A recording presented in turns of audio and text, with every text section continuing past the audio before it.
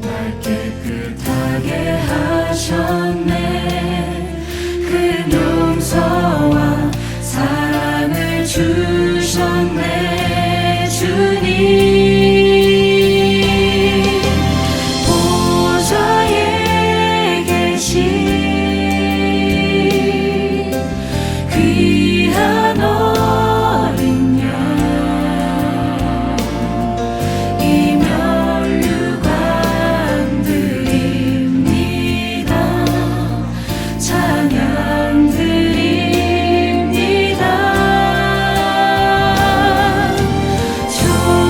존귀하신 분 하나님 아들, 저 십자가에 달리셨네.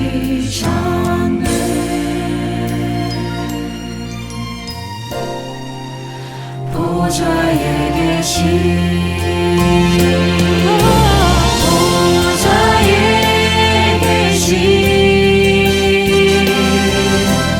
귀한 어린 양, 이 면류관 드립니다. 찬양 드립니다.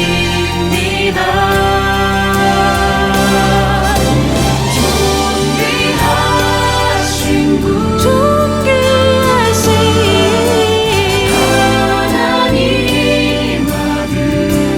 하나님 아들, 저 십자가에 달리셨네.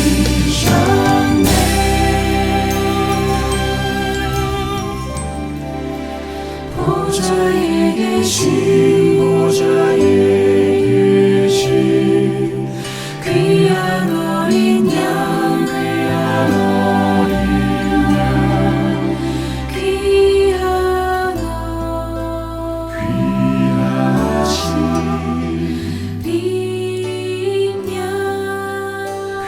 귀하신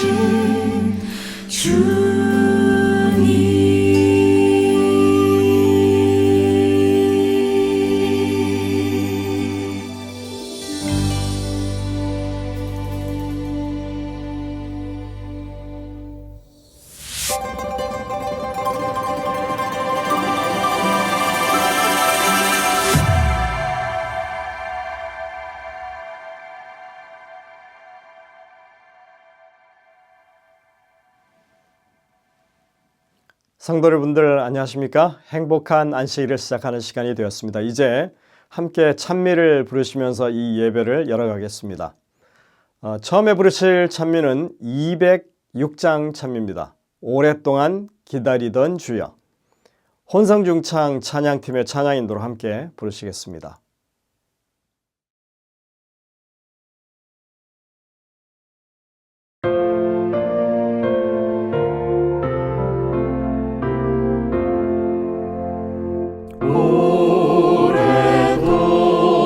오랫동안 기다리던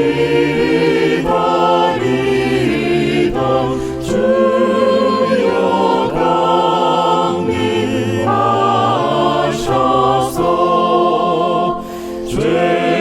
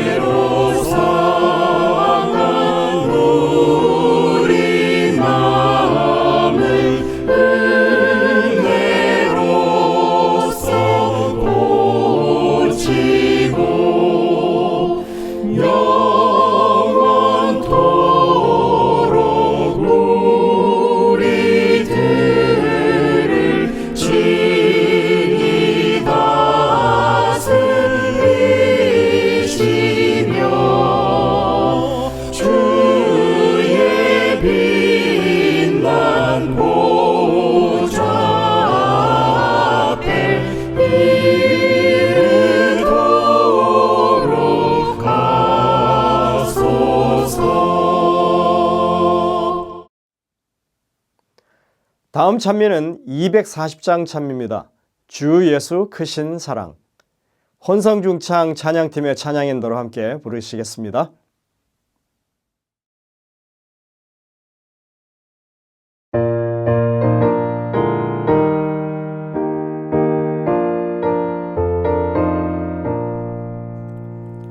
주 예수 크신 사랑 늘 말해주시오. 내 평생 듣던 말씀 또 들려주시오. 전하지 않는 천국 주 예수 계신 곳 나 밝히 알아듣게 또 들려주시오. 내 평생 듣던 말씀 내 평생 듣던 말씀 주 예수 크신 사랑 또 들려주시오.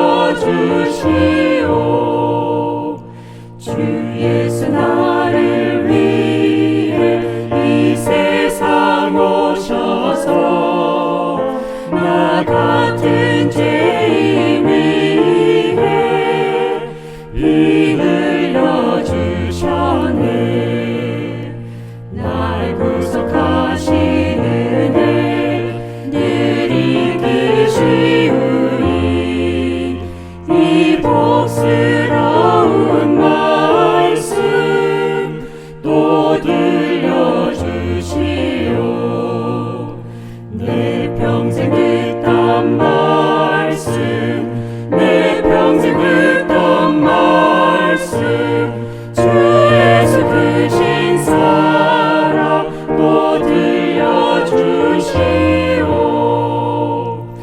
이 세상 헛된 영광 날 미혹할 때에 주 예수 크신 사랑 늘 들려주시오. 저 하늘 빛난 영광 내 눈에 비치게 주 예수 크신 사랑 또 들려주시오. 내 평생 듣던 말씀 내 평생 듣던 말씀 주 예수 크신 사랑 또 들려주시오.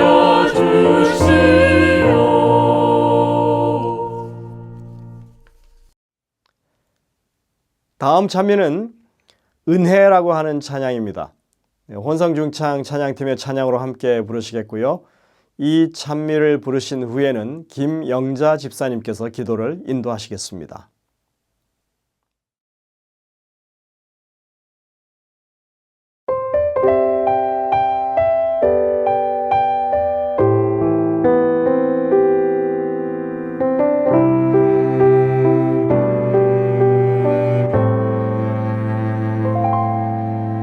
내가 누려왔던 모든 것들이 내가 지나왔던 모든 시간이 내가 걸어왔던 모든 순간이 당연한 것 아니라 은혜였소. 아침 해가 뜨고 저녁에 노을 봄의 꽃향기와 가을의 열매 변하는 계절의 모든 순간이 당연한 것 아니라 은혜였소. 모든 것이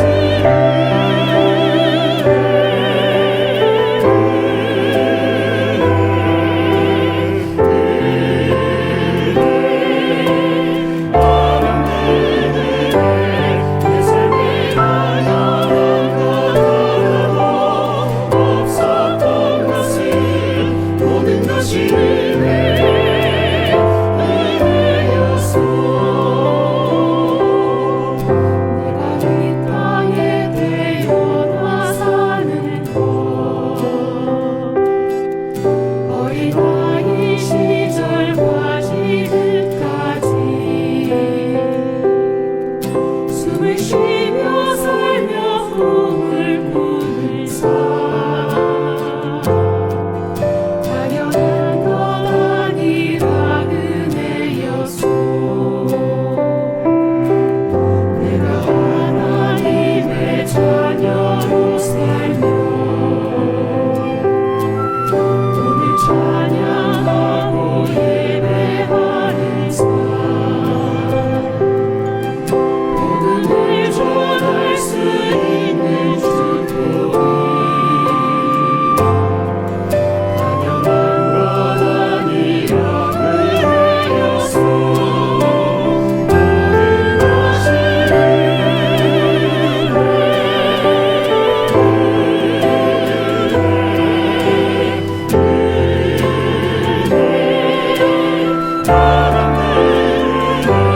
내 삶에 바라는 것 하나도 없었던 것을 모든 것이 은혜였소 모든 것이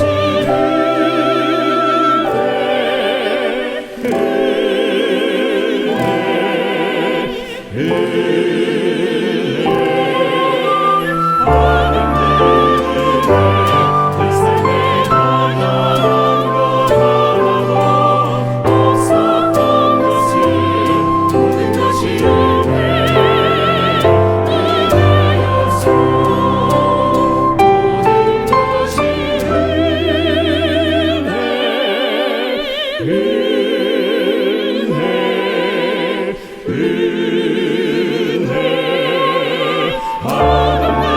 것이 내 삶에 바라는 것 하나도 없었던 것을 모든 것이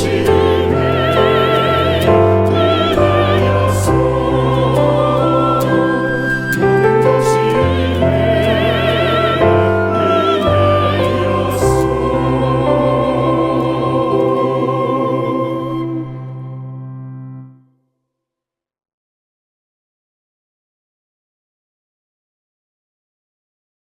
하늘에 계신 하나님 아버지, 생명의 축복과 주의 자녀가 되는 기쁨을 주셨음을 감사드립니다. 우리가 이웃에게 지은 헤아릴 수 없는 많은 마음의 빚을 한 켜 한 켜 벗겨주시고 마음속에 평화에 대한 열망과 기쁨을 심어주시고 우리의 의지로 하여금 주의 뜻을 따라 선택하게 하시고 용서와 사랑으로 우리 형제들을 한데 묶어주시며 우리의 병거를 고쳐주시며 우리의 삶을 윤택하게 하시어 우리를 주의 목적 달성에 참여하게 하여 주시옵소서. 서부야영회를 주관하시는 모든 교회와 강사님들, 봉사자들, 참석자 모든 분들의 안전과 건강을 지켜주시고 성령이 충만한 은혜와 사랑이 넘치는 복된 믿음의 큰 잔치가 되게 하옵소서. 특히 대회위원장을 맡으신 우리 담임 목사님의 정신적 육체적 노고에 지치지 않게 하시고 어느 해보다도 성공적으로 잘 마칠 수 있도록 도와주시옵소서. 김수빈 목사님과 청년부 알라스카 봉사대 모든 분들의 건강과 안전 또한 지켜주시고 성공적인 임무와 선교 잘 마치고 무사히 귀가할 수 있게 보호하여 주시옵소서. 목사님께서 생명의 말씀을 증거하실 때에 성령님 함께 하시어 말씀 한마디 한마디라도 땅에 떨어지지 않게 하시어 우리 마음속에 깊이 새겨 우리 삶 속에서 그 향기가 널리 넘쳐나도록 도와주시옵소서.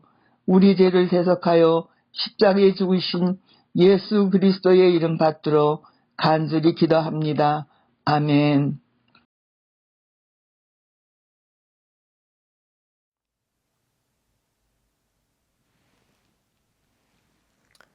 성도 여러분들, 한 주간 주님의 은혜 가운데 평안하셨습니까?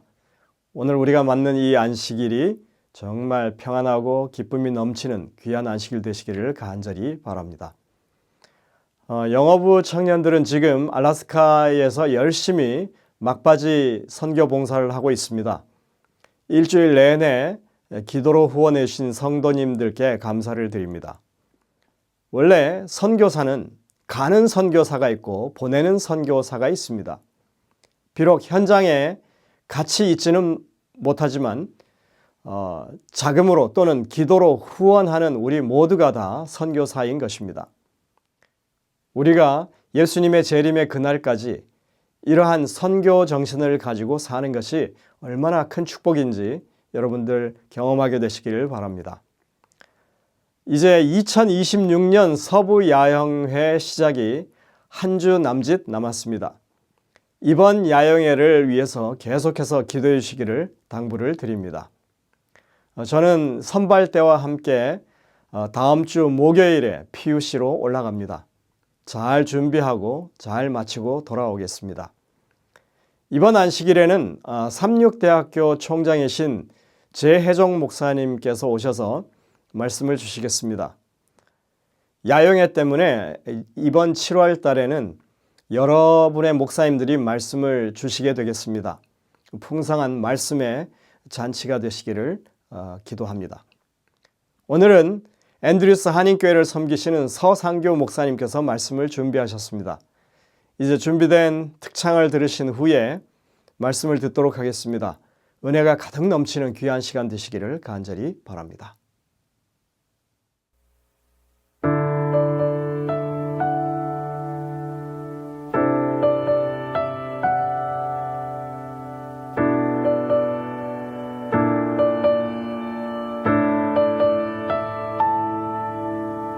수고하고 무거운 짐진 자들아 다 내게로 오라. 내가 너희를 쉬게 하리라. 쉬게 하리라.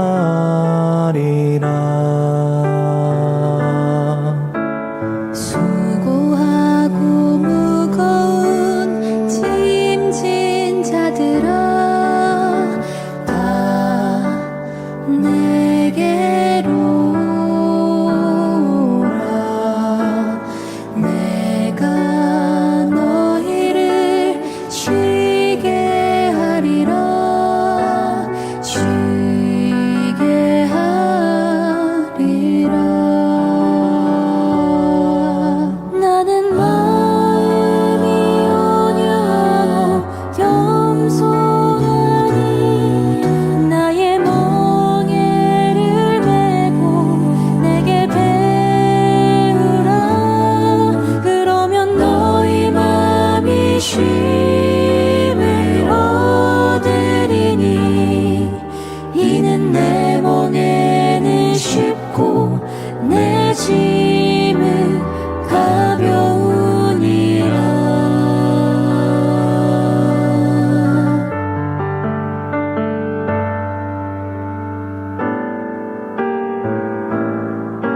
비록 무화과 나무가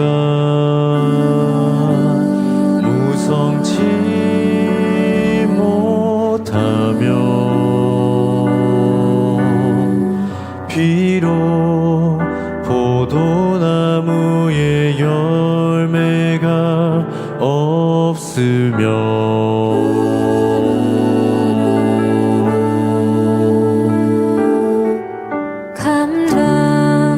감람나무에 소출이 없으며 밭에 먹을 것 없고 우리의 양이 없고 외양간에 소가 없을지라도 나는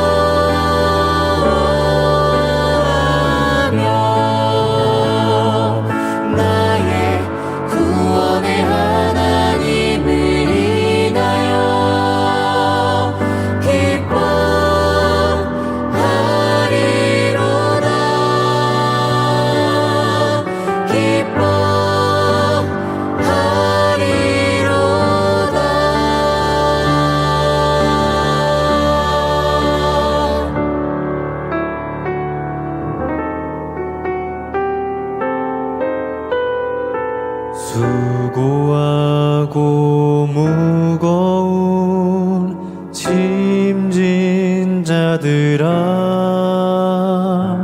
다 내게 오라.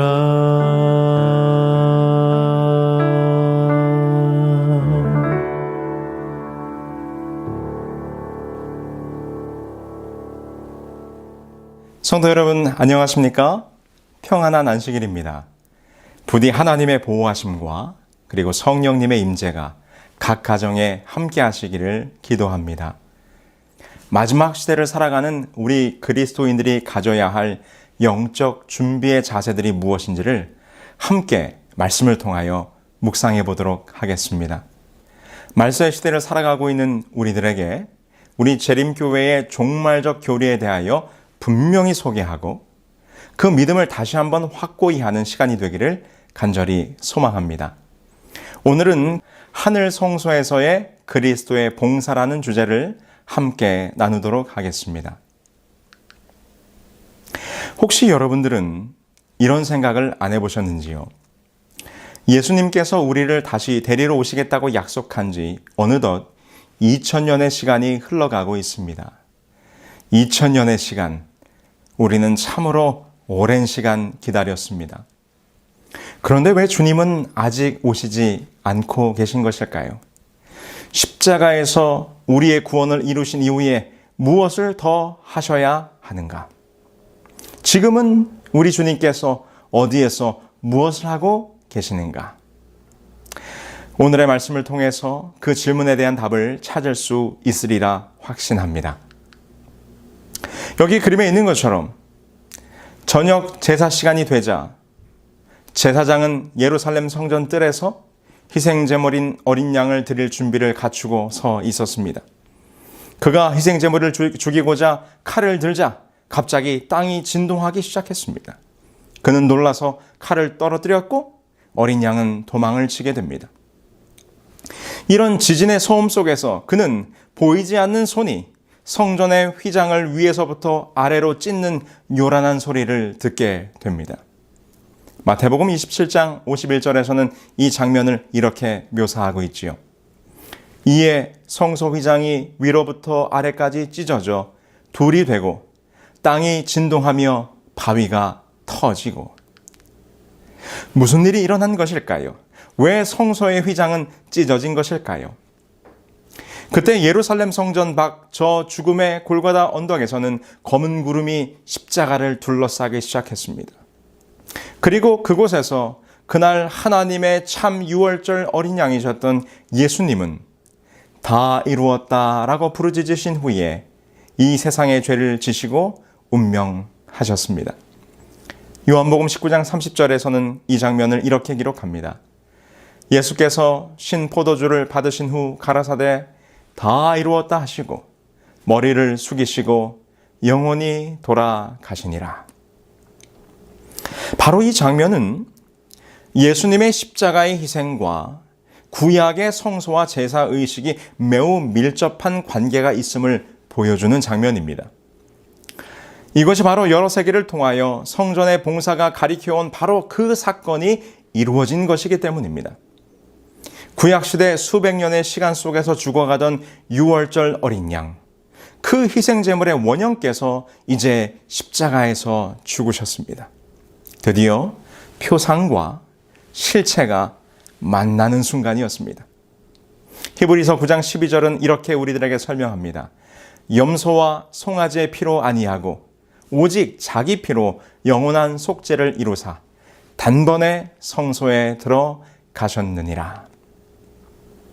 그리고 마침내 참 어린 양의 죽음은 우리에게 구원을 가져다 주었습니다. 사도 베드로는 이렇게 우리들에게 말씀하십니다. 베드로전서 1장 18절로 19절에 있는 말씀이죠.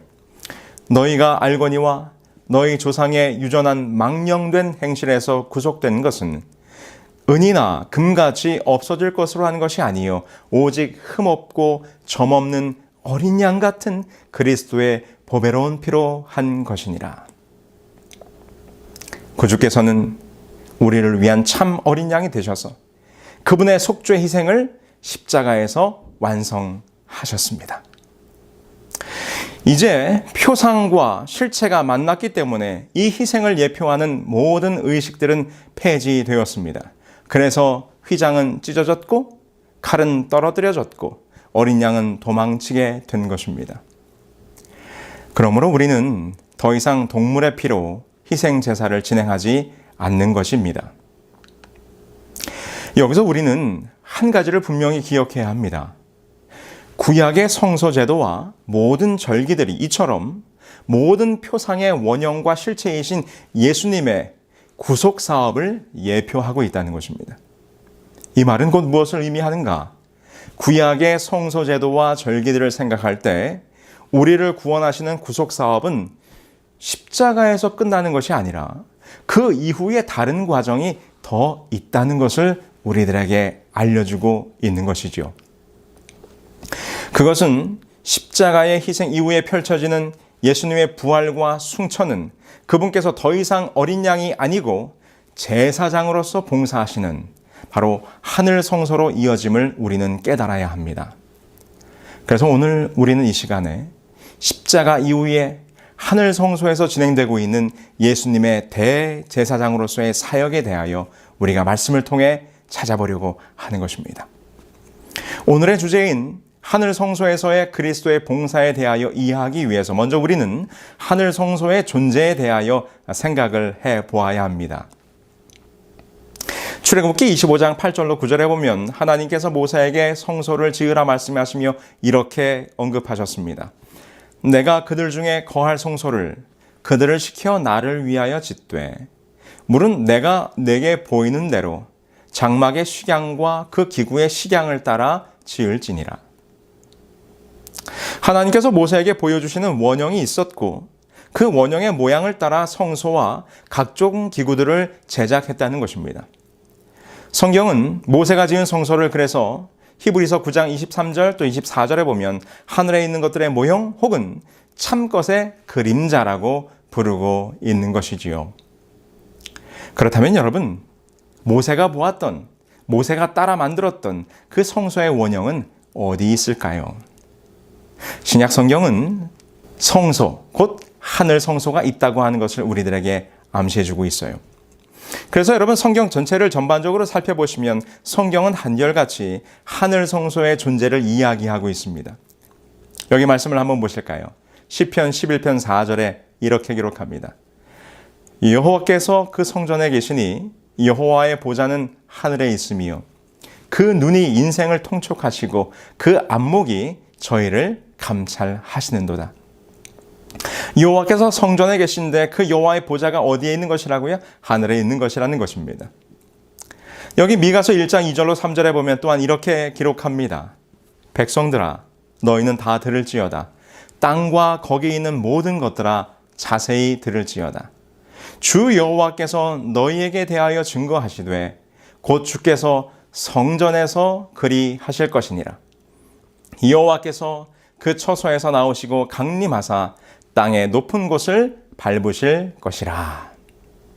여기도 보니까 여호와께서 그 주님의 성전에서 그리 하실 것이라고 기록하고 있습니다. 특별히 요한계시록을 기록한 사도 요한은 그의 이상 가운데서 하늘 성소를 보았음을 직접적으로 여러 차례 언급합니다. 그는 그것을 요한계시록 15장 5절에 하늘의 증거 장막 성전이라고 묘사했어요. 혹은 하늘에 있는 하나님의 성전이라고 요한계시록 11장 19절에 그는 언급합니다. 그는 거기서 지상 성소 안에 있는 모든 기구들과 같은 그 원형인 7 금촛대 그리고 금단과 같은 기구들을 보았으며 아울러 하늘 성소에도 언약궤가 있는 모습을 그는 이상 가운데 바라보게 되는 것입니다. 이처럼 여러분, 하늘 성소는 실제적으로 존재하며 주님께서는 이 십자가 희생 이후에 하늘로 승천하셔서 우리를 위한 더 좋은 대제사장이 되사 하늘 성소에서의 사역을 시작하셨습니다. 그렇다면 주님께서는 지금 대제사장으로서 어떤 성소의 봉사를 하고 계신다는 것입니까? 여러분, 성소에서 펼쳐지는 이 그리스도의 구속 사업은 다음과 같이 3단계가 있습니다. 3단계의 사역이 있어요.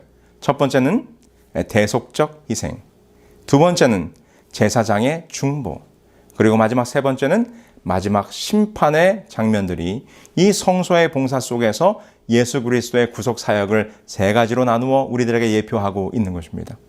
우리 하나씩 잠깐 살펴보실까요? 첫 번째, 대속적 희생입니다. 성경은 말하기를 죄의 삭은 사망이라고 로마서에 분명히 말씀하셨습니다. 다시 말해서 죄의 값을 치르는 방법은 유일한데 그것은 죄인의 목숨, 곧 죽음만이 죄의 값을 치를 수 있다는 것입니다. 그래서 히브리서 9장 22절에 보면 피 흘림이 없은즉 사함이 없다라고 하는 이 진리를 분명히 우리들에게 보여주고 있다고 설명하고 있는 것이죠. 그래서 구약 성소 제도 속의 모든 희생 제사는 죄인을 대신하여 제물의 피를 흘리는 과정을 통해 죄인의 죄값이 해결되는 모습을 우리들에게 생생하게 보여주고 있습니다. 그런데 마침내 우리 인류의 모든 죄의 삭슬, 그 희생제물의 원형이신 그리스도께서 직접 오셔서 그 값을 치르시게 되는 것입니다. 이사야 53장 6절은 말하기를 우리는 다 양 같아서 각기 제 길로 갔거늘 여호와께서 우리 무리의 죄악을 그에게 담당시키셨도다. 우리의 모든 죄악을 짊어지고 바로 우리의 죄값을 우리 주님께서 대신 치르셨다고 하는 것입니다. 그래서 로마서에서는 이 장면을 이렇게 우리들에게 설명해요. 로마서 3장 24절로 25절에 그리스도 예수 안에 있는 구속으로 말미암아 하나님의 은혜로 값없이 의롭다 하심을 얻은 자 되었느니라. 이 예수를 하나님이 그의 피로 인하여 믿음으로 말미암는 화목제물로 세우셨으니 라고 기록하고 있는 것입니다. 이사야 선지자 또한 말씀하시기를 이사야 53장 5절에 그가 채찍에 맞음으로 우리가 평화를 누렸도다 라고 말씀해주고 있는 것이지요. 여러분, 십자가 위에서 인간의 죄값은 충분히 지불되어졌습니다. 하나님의 공의는 충족되어졌습니다. 이것이 바로 유월절 절기의 어린 양이 표상하던 대속적 희생의 사역, 곧 예수님의 십자가의 죽으심과 희생입니다. 그래서 그리스도의 구속사역의 첫 번째인 대속적 희생은 완성된 것이죠. 두 번째 사역은 무엇이었습니까? 그것은 제사장의 중보 사역이었습니다. 희생제사가 죄를 속했다면 여러분 왜 제사장이 필요했을까요? 제물만 있으면 되지 왜 제사장이 필요했겠습니까? 제사장의 직무는 죄인들과 거룩한 하나님과의 사이에 중보의 필요를 충족시켜주는 역할을 담당하고 있어요. 하나님은 한 분이시요 또한 하나님과 사람 사이의 중보도 한 분이시니 곧 사람이신 예수 그리스도라라고 말씀하시면서 사도 바울은 디모데전서 2장 5절에 예수님의 제사장적 중보의 사역에 대하여 우리들에게 알려주고 있습니다. 성소의 모든 봉사는 희생제물의 죽음으로만 이루어진 것이 아닙니다. 반드시 그 희생제사에는 하나님과 인간 사이의 관계를 연결하는 제사장의 중보의 사역이 함께 했었다는 것을 우리는 잊지 말아야 합니다. 여기 레위기서 4장 35절에 이렇게 기록하고 있지요.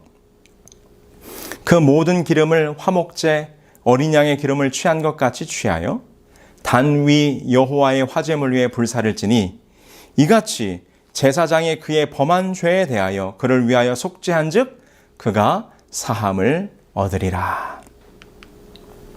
여기서 속죄를 나타내는 영어 단어 atonement는 사이가 어그러진 양편을 화목시킨다는 그런 의미를 가지고 있어요.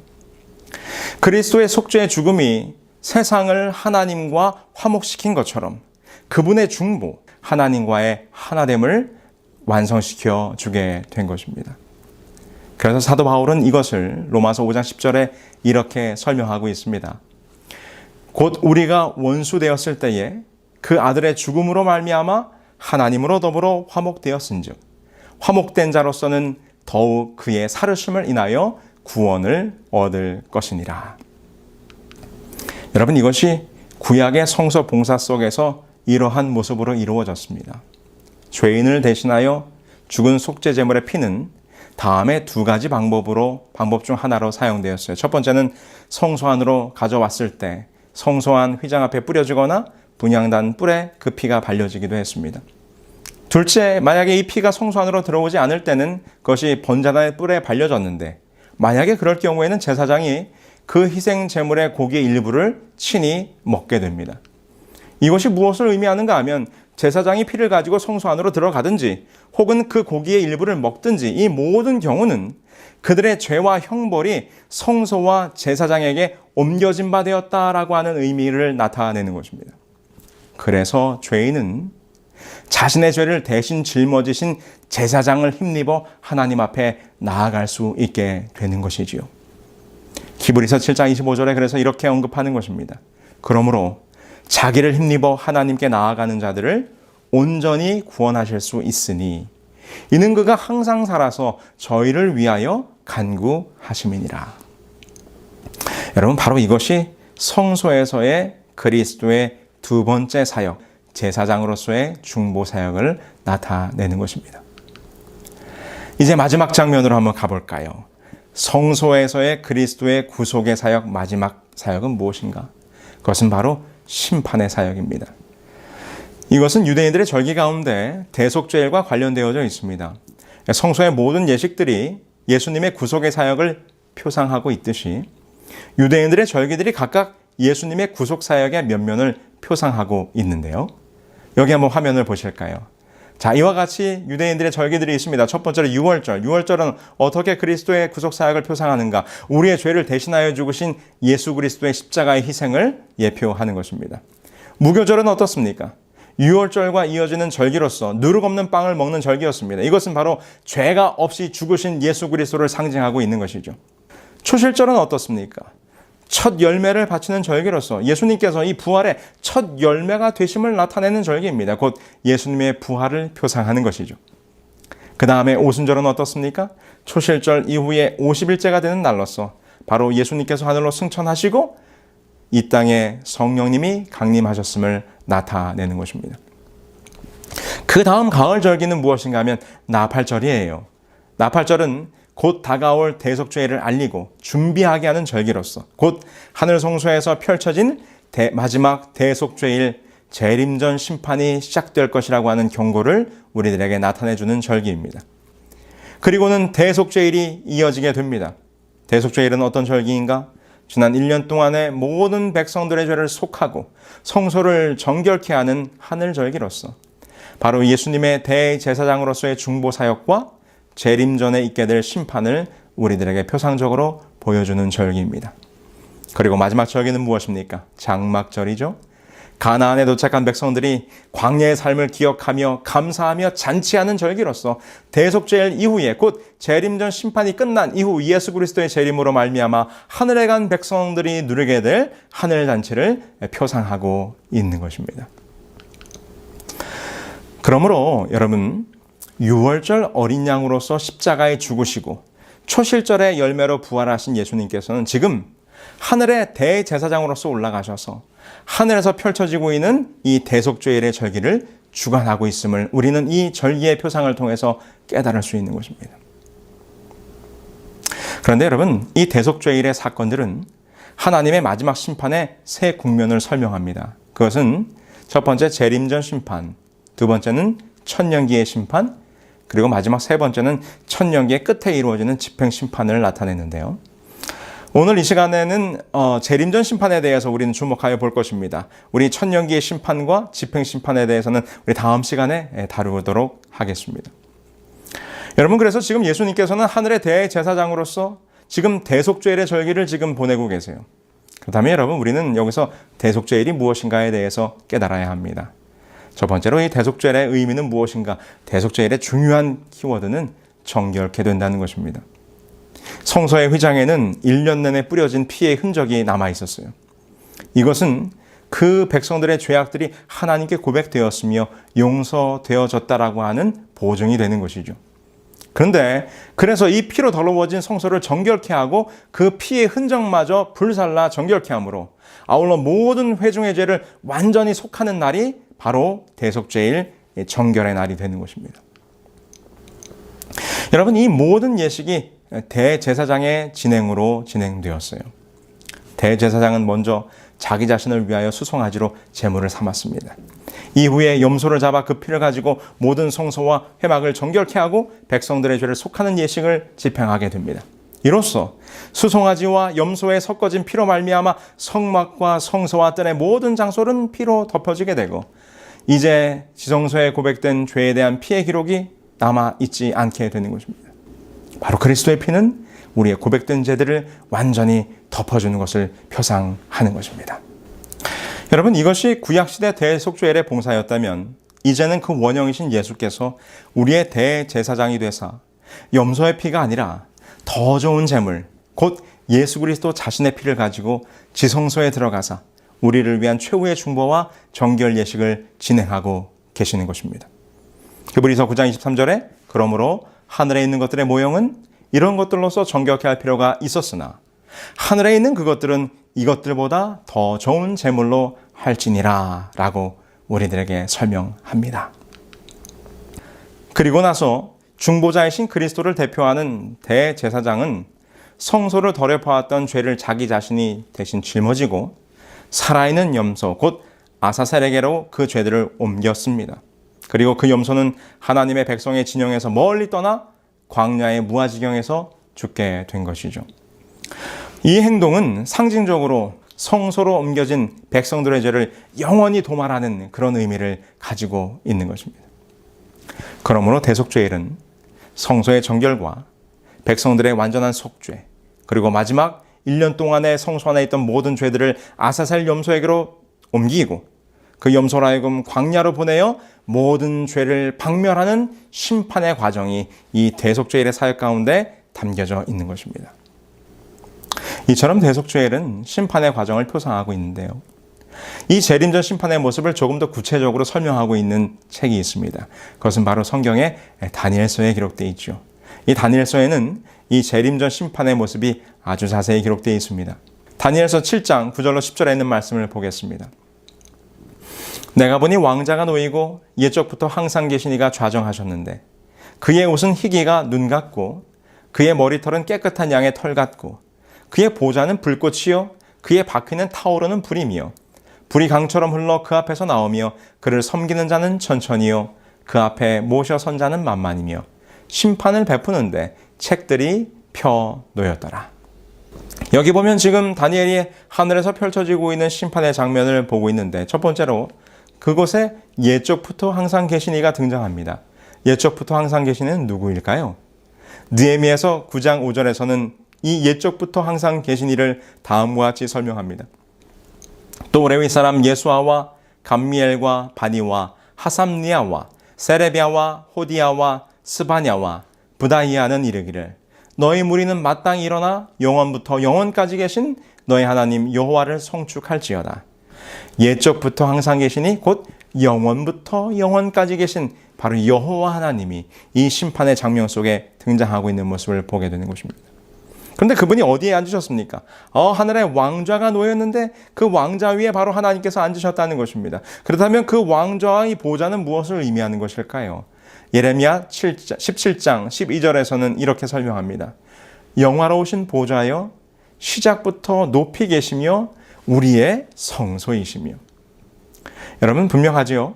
하늘 성소에서 진행되는 대속죄일의 봉사, 바로 지금 다니엘이 바라보고 있는 이 심판의 장면은 하나님의 보좌에서 펼쳐지고 있는데 이 하나님의 영화로운 보좌는 그곳이 바로 하늘 성소라고 하는 것입니다. 우리 주님께서 대제사장으로서 하늘 지성소 곧 하나님의 보좌 앞에 나아가 마지막으로 모든 백성들의 죄를 정결케 하기 위한 최후의 예식을 진행하고 있는 모습이 이 다니엘서에 분명히 기록되어 있는 것입니다. 그런데 아버지 하나님께서 앉아 계시고 그 성소의 심판의 장면이 펼쳐지는데 그곳에 누가 등장하시는가? 바로 우리를 위하여 중보하시는 우리의 영원한 변호사 되신 예수님께서 등장하십니다. 다니엘서 7장 13절로 14절에 이 장면을 이렇게 설명합니다. 내가 또 밤 환상 중에 보니 인자 같은 이가 하늘 구름을 타고 와서 옛적부터 항상 계신 이에게 나아가 그 앞으로 인도되매. 인자 같은 이는 누구를 의미하는 것입니까? 그렇습니다. 그 인자 같은 이는 바로 예수 그리스도를 의미하는 것이죠. 그분께서 우리를 위한 중보의 사역을 위하여 그 자리에 오신 것입니다. 그 심판정에 우리를 변호하기 위하여 나오신 것이에요. 네, 여러분 놀라운 복음이 있습니다. 요한복음 말하기를 이렇게 우리들에게 기록합니다. 요한복음 5장 27절에 또 인자됨으로 말미암아 심판하는 권세를 주셨느니라. 여러분, 인자에게 무슨 권세까지 주셨다고요? 심판하는 권세를요. 요한복음 5장 22절은 말하기를 아버지께서 아무도 심판하지 아니하시고 심판을 다 누구에게 맡기셨으니 아들에게 맡기셨으니. 여러분, 이거 얼마나 놀라운 복음입니까?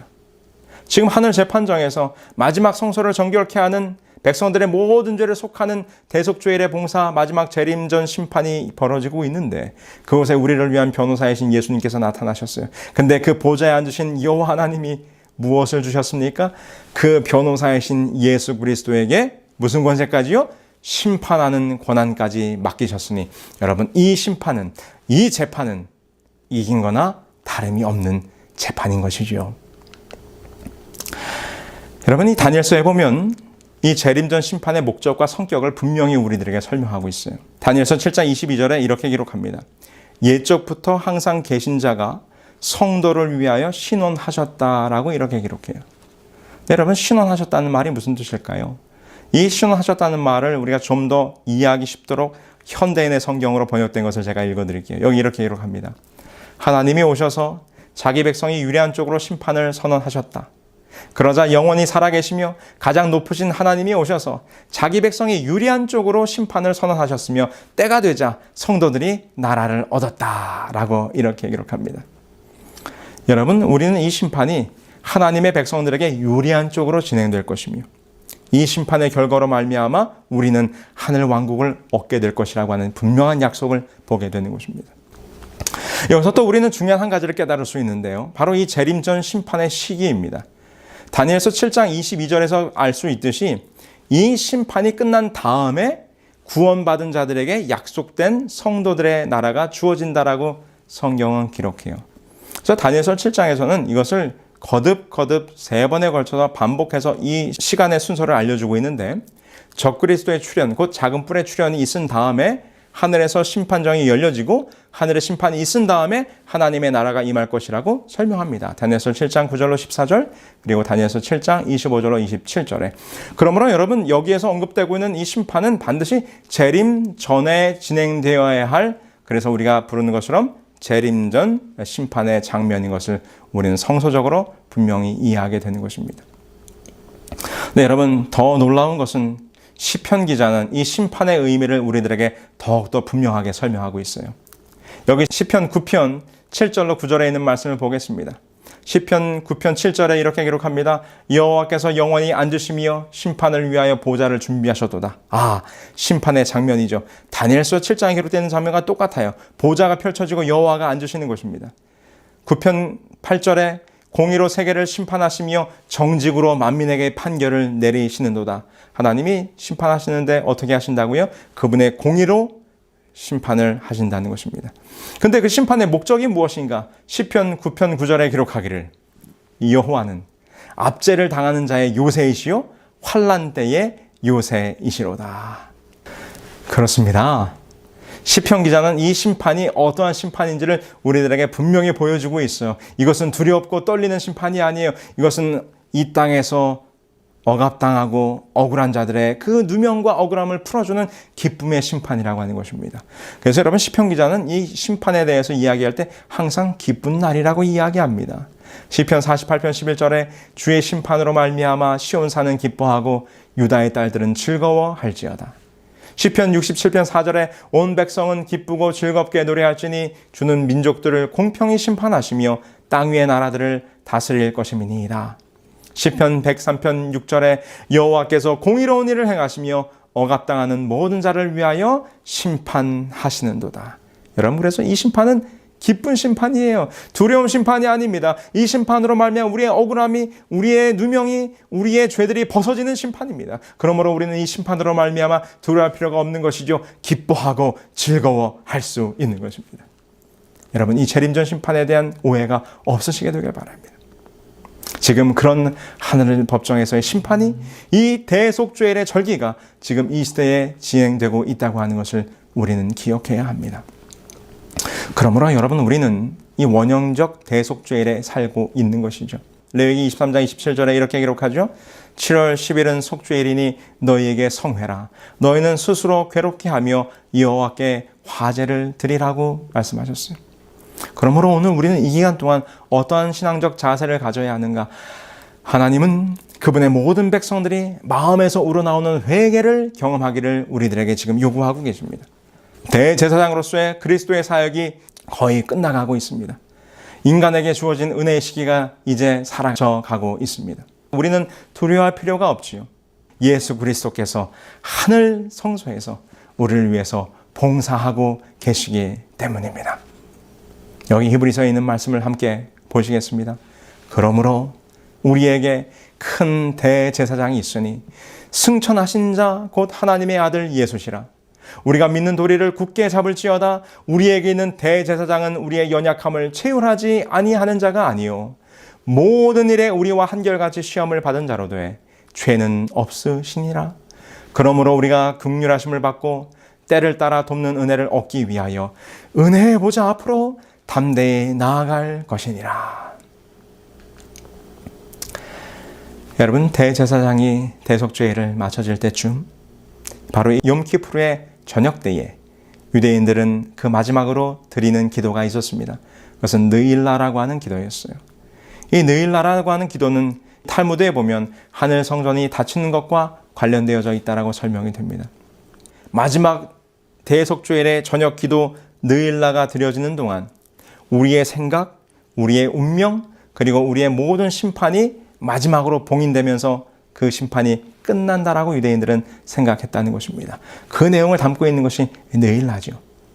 그런데 흥미롭게도 이 느일라에서 따온 호투메누라고 하는 말이 있어요. 이 호투메누란 말은 우리를 인치소서라는 말인데 이 말이 나중에 어떤 말로 변형되었는가 하면 하티마토바라는 말로 변형됐어요.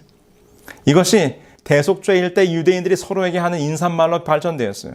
하티마토바. 그들이 대속죄일에 서로 만나면 하티마토바라고 인사를 했다는 것입니다. 근데 이 하티마토바라는 말이 무슨 뜻인가 하면 이런 뜻이라는 것이죠. 당신이 잘 봉인되기를 바랍니다. 당신이 잘 봉인되기를 바랍니다. 여러분, 이 마지막 대속죄일의 기간 동안 여러분들의 이마와 손에 하나님의 인이 잘 봉인되기를 소망합니다. 하티마토바. 우리를 위한 더 좋은 제사장, 더 좋은 제물 되신 주님께서 우리와 함께 계심을 잊지 말고 하늘의 인을 받으시는 우리 모두가 되기를 간절히 소망하면서 오늘 말씀을 줄이겠습니다.